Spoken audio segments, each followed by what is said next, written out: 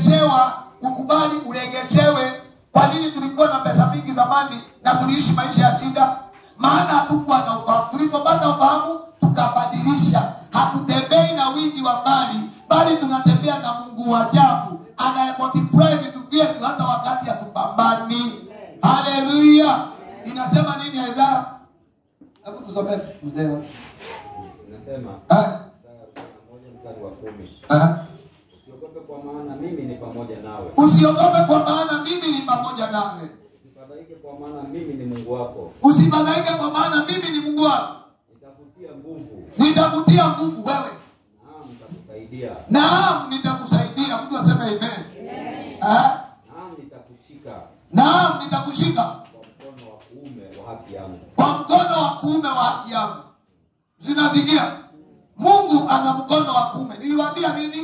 Ukisikia Biblia inasema mkono wa kuume, is the active actions of God. Ni matendo yaliyo hai ya Mungu. Nitakushika kwa mkono wa kuume wa haki yangu. Haki ni mambo yote ya haki katika maisha yako, katika mkono wa Mungu wa matendo yaliyo hai. Amen. Amen. Maana anaongea juu ya mkono wa kuume, si ati ni huu mkono, matendo yake ya uwezo yaliyo hai. Hiyo ndio anasema matendo yanayozaa. Amen. Matendo yanayozaa mambo mema. Yeye anasema, hebu rudia tena.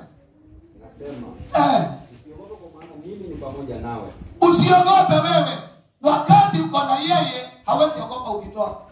Hawezi ogopa ukiomba. Hawezi ogopa ukifanya maamuzi kwa ajili yake. Usifadhaike. Usifadhaike. Kwa maana mimi ni Mungu wako. Kwa maana mimi ni Mungu wako. Nitakutia nguvu. Naam. Nitakusaidia. Nitakusaidia. Naam. Naam. Nitakushika. Nitakushika kwa mkono wa kuume wa haki yangu. Sasa Mungu anasema usifadhaike. Kufadhaika ni ile umekaa hivi, nipite huku ama nipite huku. Bwana asifiwe. Amesema mkono wake wa nguvu kwa mume wa haki yake. Bwana asifiwe. Hivyo ni kusema nini? Mungu, hakuna Mungu wetu hawezi fanya na sisi tukiwa tunasika kwa imani mbili. Mungu anafanya na sisi kazi tukiwa tuko na imani. Kama saa hii umekuja maana uko na imani na Mungu. Ukiwa na imani na Mungu, haleluya. Ukiwa na imani na Mungu utapanda mbegu na utavuna. Maana una imani na yeye. Hii mvua inanyesha iko na matraiza. Iko na matraiza. Unajua kuna watu hawana imani na Mungu na hawezi panda mbegu yao kwa sababu hawana imani na Mungu. Sasa hivi ukienda maeneo mengine ya mbali, mataifa Kenya hii, kuna miji mingine mvua ikinyesha wanasema haiwezi pandwa kitu hiki. Maana hawajakuwa na hiyo tabia kupanda. Unajua mvua ya huko inanyesha kidogo kunakauka hata inakaukia njiani.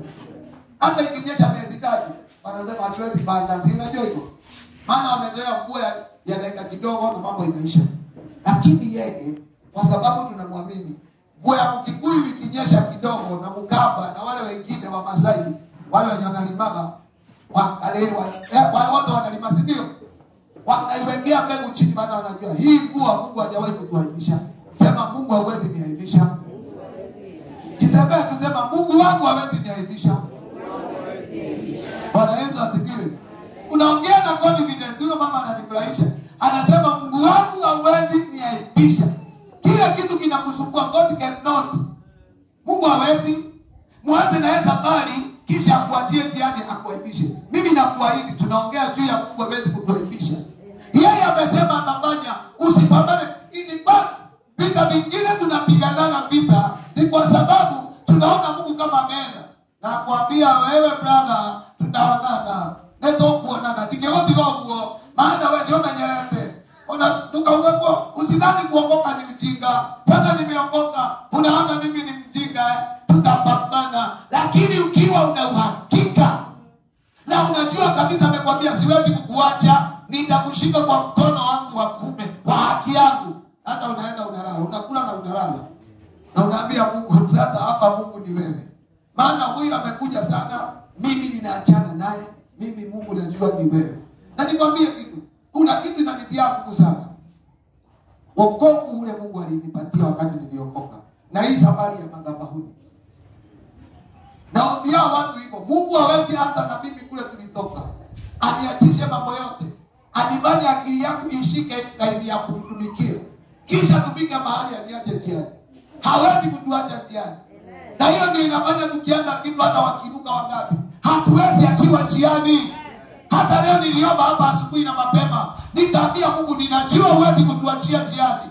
Wewe sio Mungu wa aina hiyo. Hakuna wakati ulitembea na Ibrahimu ukamwachia njiani. Tuliona wafalme uliowaita kwa jina lako wakaja kukutumikia, lakini hukuachia njiani. Kama Ibrahimu alitembea na wewe, hata sisi tutatembea na wewe. Kuna wakati Mungu alimwahidi Ibrahimu, nitakupatia mwana katika mikupa yako, ambaye atakuwa ni mtoto kutoka ndani yako. Na Ibrahimu akaona kama Mungu amechelewa, akachukua Hajiri, akaenda kazaa na yeye. Na Mungu akamwambia, huyo siye nilikuwa nimesema. Hata hivyo Mungu aliona sitaachia huyu njiani, maana yeye ni mwenye haki katika mkono wake wa kuume. Na hiyo ndio anasema atakupatia katika jina la Yesu. Leo tunatembea katika ahadi zake kwa sababu ya Roho Mtakatifu, na anasema hawezi kutuachia njiani, atatupatia haki ya mkono wake wa kuume. Na kuna kile alisema wewe uwe, na kuna kile alisema hiki ni cha fulani, hawezi kukuachia njiani. Haleluya! Hata mimi nina uhakika nikihubiri, hata wakati wameinuka wote na nimebaki ni kama ninaanguka kwa mto, ninajiona hawezi niacha njiani. Maana alitembea na mtu kama Sauli ambaye alifanya maasi yote, na akasema bado anamngojea, anaweza badilika. Na yeye ndiye anaona moyo wa mtu, anasema anaona moyo wa mtu kutoka mbali akienda kule mbele. Hata Daudi anasema, wewe Bwana umepepeta kuamuka kwangu, kuondoka na kurudi kwangu, umeelewa mawazo yangu tangia mbali. Hivyo ni kusema nini? Hata wakati amechukua bibi ya Uria, amezini naye, na Bwana anatangaza mapigo kwa hiyo nyumba, bado anasema ndani yake hatamwachia njiani. Haleluya! Ndio ndio ndio ateka inatigana tanani. Hapo ile kuuliza mtu alikwambia wapi? Yaani wewe ndio unaage kuliko Mungu. Anakwambia hawa watembea na Mungu.